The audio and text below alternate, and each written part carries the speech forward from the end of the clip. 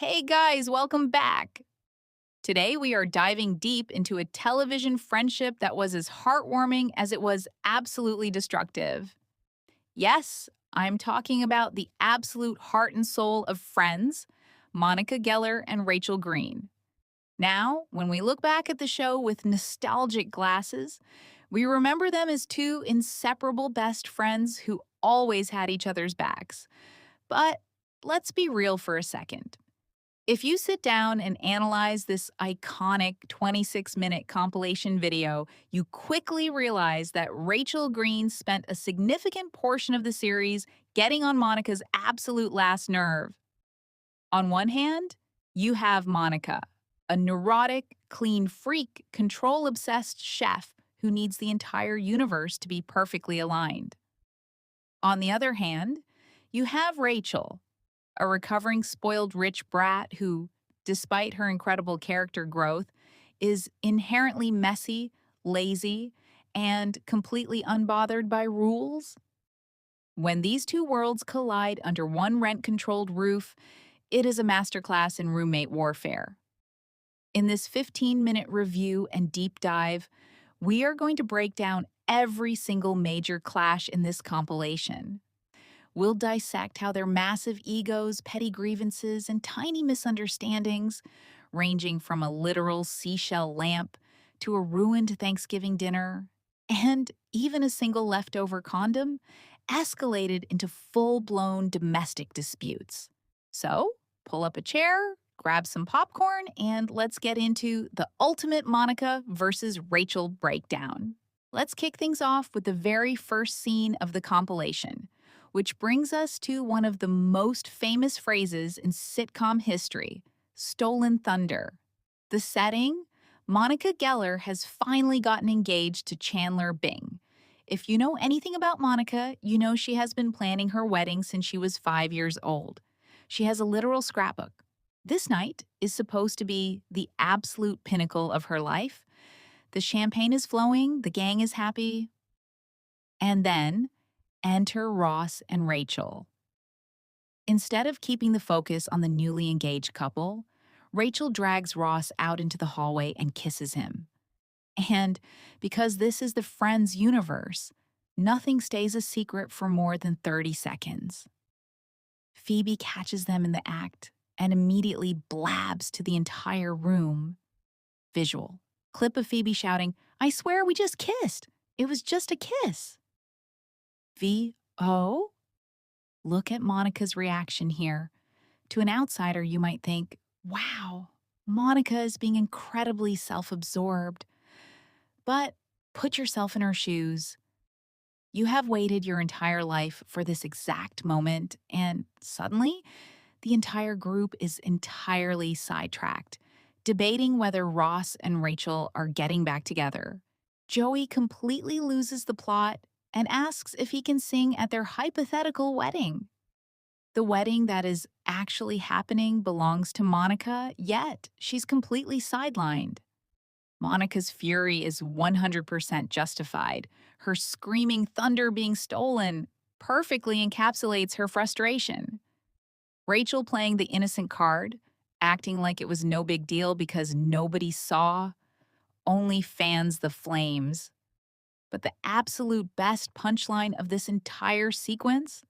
Monica is so angry that she accidentally exposes Chandler's performance anxieties in the bedroom to the entire room, leaving poor Chandler completely collateral damage in a fight he had nothing to do with. Moving on to the next segment, we hit a roommate milestone, the Battle of the Seashell Lamp. Rule number 1 of living with a control freak. You do not bring unapproved, glowing, tacky furniture into their living space. But Rachel doesn't care. She brings home this horrific, glowing seashell monstrosity. The dialogue exchange here exposes a very real, hidden undercurrent in their living arrangement. Rachel snaps, "Well, what about my stuff?" And Monica fires back without hesitation, "You don't have any stuff!" Ouch! That is a direct hit to the soul. But Rachel's counterattack hits even harder. You still think of it as your apartment, don't you? And I'm just someone who rents a room. Visual.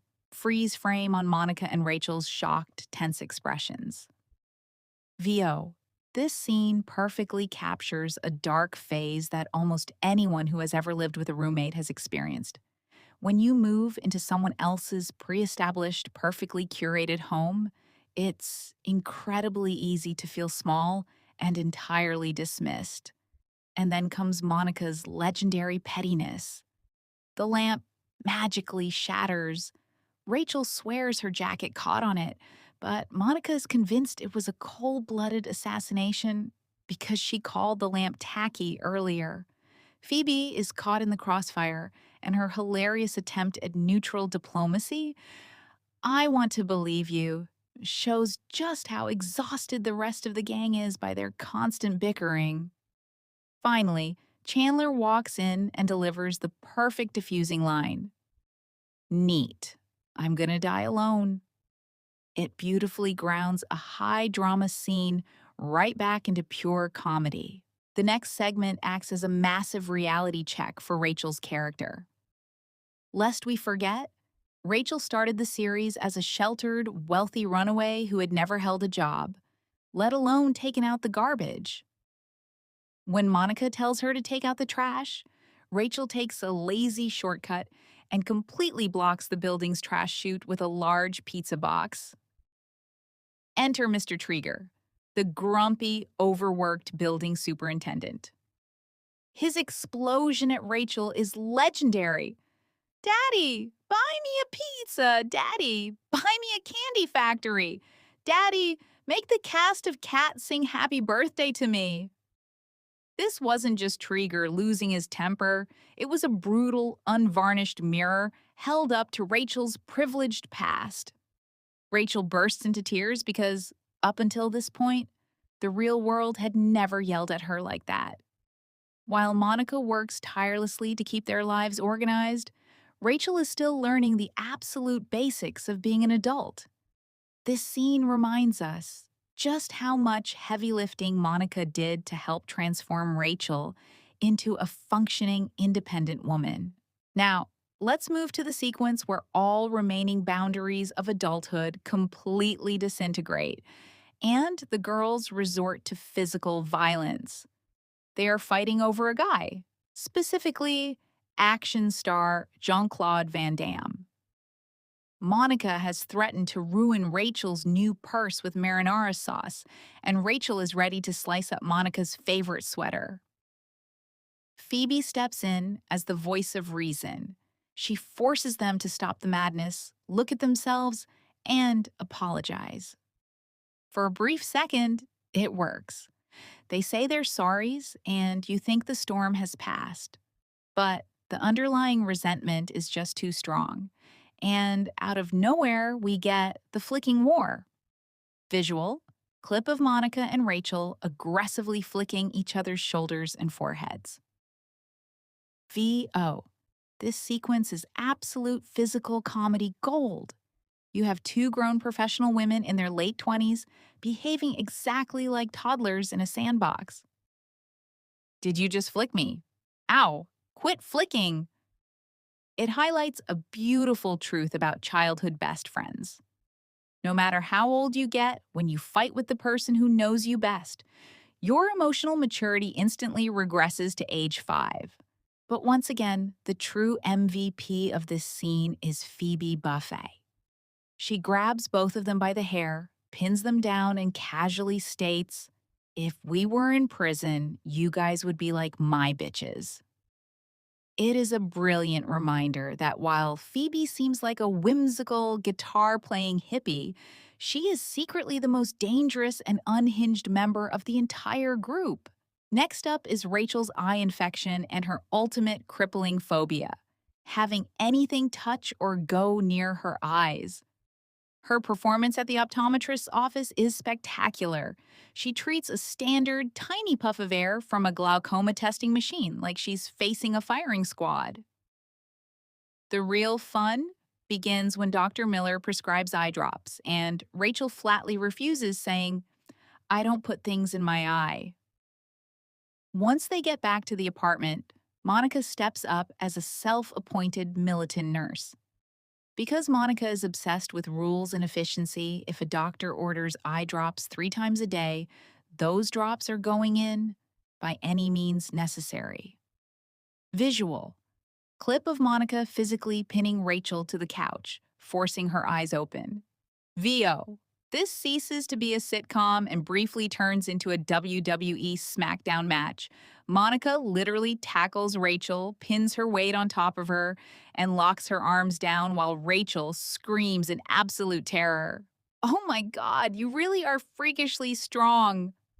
Meanwhile, Phoebe is sitting inches away on the armchair, completely unfazed, casually asking someone to pass the TV guide. This sequence perfectly highlights Monica's character. She might physically assault you, but she will do it because she cares about your health. She will show you tough love, even if she has to wrestle you to the ground to deliver it. Now, we arrive at Monica's ultimate psychological trigger: house cleaning and furniture placement. Rachel actually manages to clean the entire apartment by herself, which is a miracle in its own right. But she makes one fatal error. She moves the iconic green Ottoman. When Monica walks in, she desperately tries to pretend she's a cool, laid-back roommate. But you can visibly see her soul leaving her body. Her eye is practically twitching. She immediately crafts a passive-aggressive excuse. Just for fun, let's see what it looked like in the old spot. Just to compare. Joey and Chandler's subsequent warnings to Rachel are a hilarious reality check. Thank God you didn't try to fan out the magazines. She'll scratch your eyes right out. Visual. Clip of Monica passionately explaining how chaotic and wild she can be. Frau, oh. When the entire gang teases Monica for being completely rigid and incapable of spontaneity, she goes on a mission to prove she can be a kook. And what is Monica Geller's definition of being a wild, reckless kook? Leaving the phone bill on the counter and waiting for the second notice to pay it. Or worse, leaving a cold glass on the wooden coffee table without a coaster, allowing the condensation to slowly inch its way toward the wood. To Monica, this is the equivalent of high treason. Watching her leave her shoes out in the living room overnight, only to lay awake in bed, sweating, tossing and turning because she can't handle the disorder, is a brilliant comedic character study. You can't fight your DNA. Monica's always going to be Monica. As the compilation draws to a close, we hit 2 final, massive, iconic milestones. First up is the legendary Thanksgiving lockout. Due to a classic sitcom miscommunication over who had the keys, the entire gang gets locked out of the apartment while the oven is blasting. Monica's meticulously prepared holiday dinner is completely incinerated. Her high-pitched meltdown, I'm making different kinds of potatoes. Does anybody care what kind of potatoes I want? Is deeply funny, but also incredibly relatable for anyone who has ever slaved away cooking a holiday meal for ungrateful friends. And finally, we close out on a high-stakes domestic crisis that could only happen in a 90s sitcom. Both girls have their respective partners over. Monica has Richard, Rachel has Ross, but there is only one single solitary condom left in the apartment drawer. Visual. Clip of Rachel trying to bribe Monica, followed by their fast-paced rock-paper-scissors game. VO. Rachel tries to aggressively bribe her way out of the situation. I will do your laundry for a month. I will clean the apartment for 2 months. But Monica, ever the gatekeeper of her domain, sees right through it. She offers a counter deal. I will give this to you right now if you can tell me where we keep the dustpan. Rachel's face instantly goes completely blank because she has never touched a cleaning tool in her life. Ultimately, the fate of their evening is decided by a ruthless game of rock, paper, scissors. Monica emerges victorious, delivering the ultimate sisterly send-off. Yes, fine, go have sex. So, guys, that is the complete breakdown of this incredible compilation. When you step back and look at Monica and Rachel's relationship through a modern lens, some people might call it toxic or entirely chaotic. The stolen thunder, the physical fights, the screaming matches over household chores. It's a lot.